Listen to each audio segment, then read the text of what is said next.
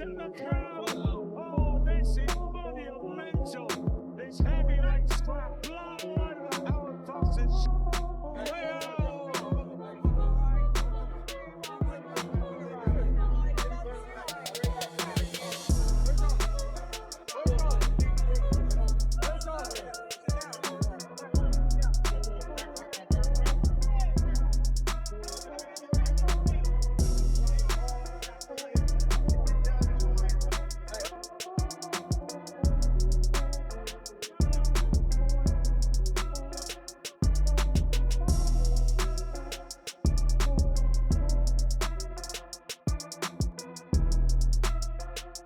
Fabio Wardley has shocked boxing fans after opening up about the aftermath of his brutal defeat, admitting that he is currently unable to fight. The tough loss appears to have taken a serious toll on him, both physically and mentally. Known as one of Britain's most exciting heavyweights, Wardley now faces an uncertain period in his career as he focuses on recovery. His honest reaction has surprised many fans, especially given his reputation for toughness and aggression inside the ring.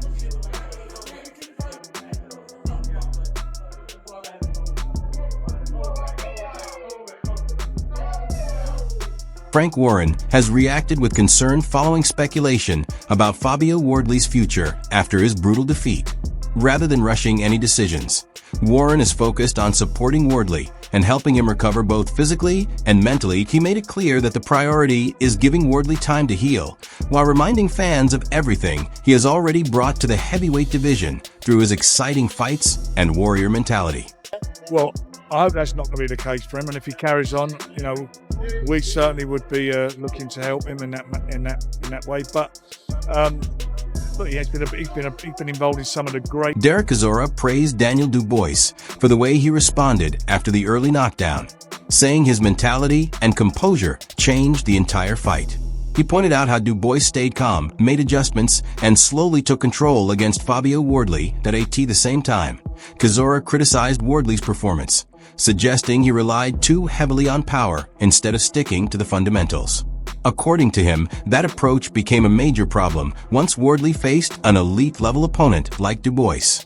Dropped in the first round, and I said, he's winning the fight. Everybody around me looked at me like, what? I'm like, he's winning the fight. And then that's what he did. He fucking won the fight. He just did bodies, gunshots, and carried on. What about that first knockdown? What did he do, Fabio Wardley?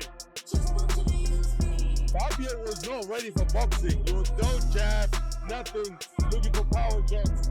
It's like he didn't train. He was doing physical commentating. Little bastard. He was supposed to fucking train in the gym. See, how many jabs did Fabio chuck? Less jabs. He didn't chuck no jabs. He didn't do anything we've seen before.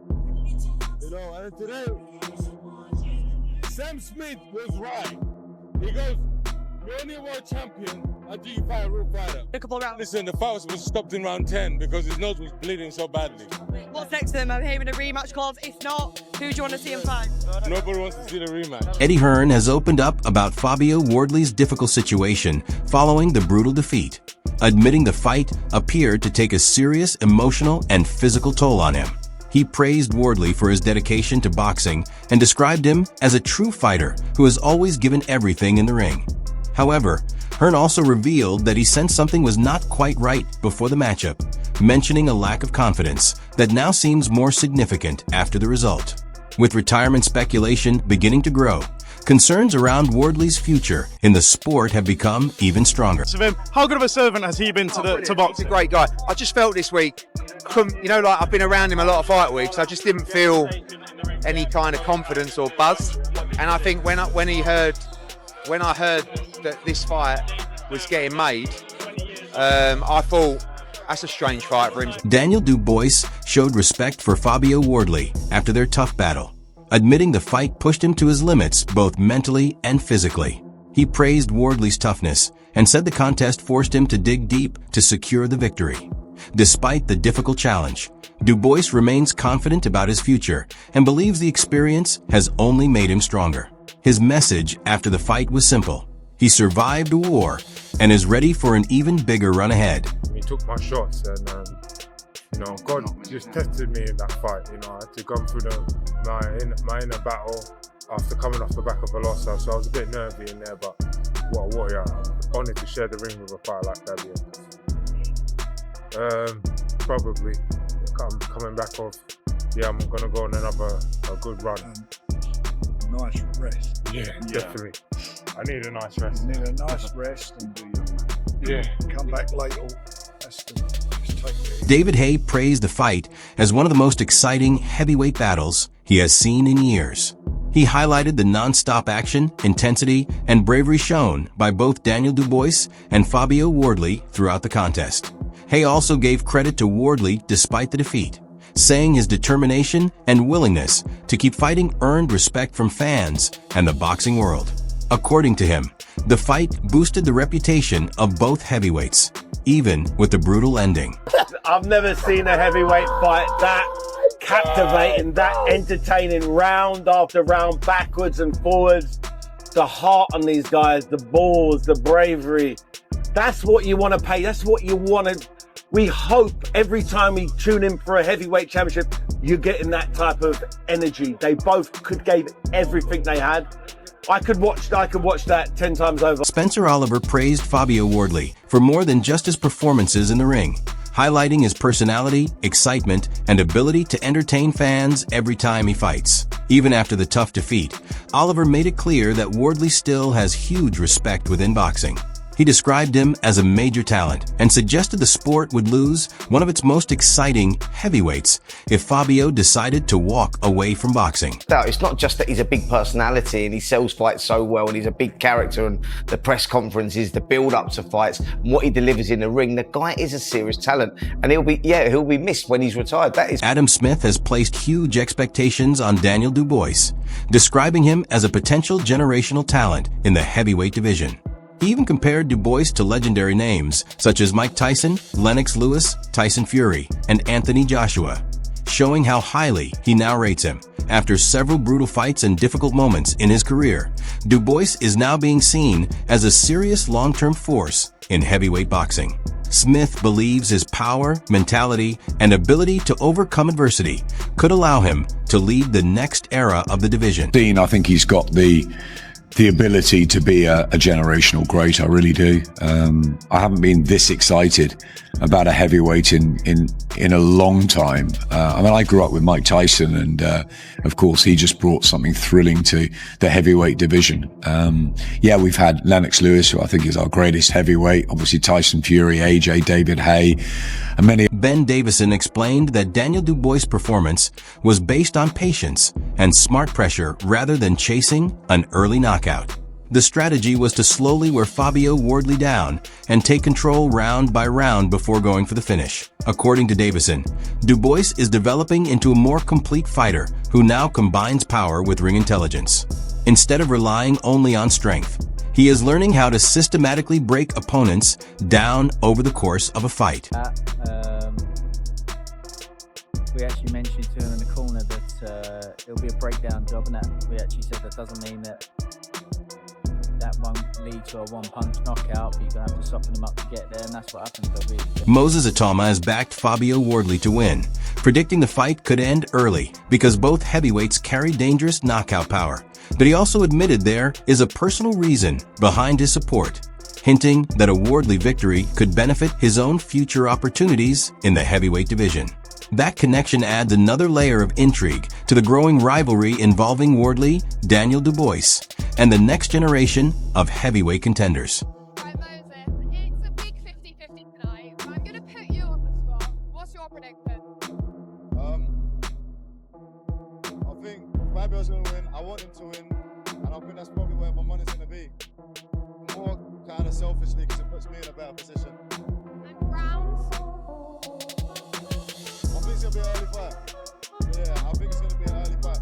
I think regardless, you can't have two big punches like that and not have an early fight, you know? And the question on everyone's lips is, are you fighting the winner? I won't be fighting the winner, no. But if Fabio wins, it puts me in a better position. Why won't you be fighting the winner? I don't know how to properly lead and train to answer this question. I'm trying to give like a political answer. answer, but I just don't have one. It's kind of things that you can't control outside the ring, and we've kind of got a plan if Fabio does win, which is tasty. So yeah, like I said, I'm very much rooting for Fabio. Don Charles has offered his breakdown of a potential fight between Daniel Dubois and Moses Atama, describing it as a close and dangerous matchup where small details could decide the outcome. That he emphasized that fight night execution would be crucial for both men, but still expressed strong confidence in Dubois' current level. According to Charles, Dubois is already performing like a fighter capable of handling most rising heavyweights. So, if you put him in against Daniel Dubois? Good question and hard question. Who brings and implements their game plan on the night? It will be a very tight fight. All the current live heavyweights who are coming through, Derek Chisora has come out in support of Daniel Dubois, pointing to his status as a world champion as the key reason he holds the edge. He admits Dubois can be inconsistent at times, but still believes his experience at the elite level makes him the stronger name in the division right now. His comments add to the growing belief that Dubois is becoming a benchmark for the new generation of heavyweights, with his recent rise placing him firmly among the top names in the sport. Who do you think wins between Dubois and Atama? Right now, the odds, the favourites, Daniel is the world champion, so I pick Daniel. Yeah. But we know Atama how he is. But the era of bad names is down, fellas. Get it right. What about Daniel Dubois and that? Daniel was fucking amazing. He was getting hit, but he was not quitting. He didn't have to quit in his eyes this day. You can see we wanted to win the fight. And he just fucking body gumshoe, carried on, mushed Fabio down, mushed him, and then at the end, he got his man. Do you think he gets a third fight with Usyk? No, I don't want to see him in the third fight with Usyk. I want him to defend the title, make some money, defend it, and then fight Usyk. Like Atama? No, I don't want to see him with Atama. Who do you think wins between Dubois and Atama? Right now, the odds, the favourites, Daniel is the world champion, so I pick Daniel. Yeah. But we know Atama how he is. Daniel got dropped in the first round, and I said, he's winning the fight. Everybody around me looked at me like, what? I'm like, he's winning the fight. And then guess what he did? He fucking won the fight. He just bit bodies, gumshoe, and carried on. What about that first knockdown? What did he do with Fabio Wardley? Fabio was not ready for boxing. He was no jab, nothing, looking for power shots. It's like he didn't train. He was busy commentating. Little bastard. He was supposed to fucking train in the gym.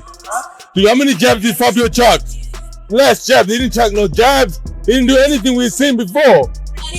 You know, and today, Sam Smith was right. He goes, you're only a world champion until you fight a real fighter.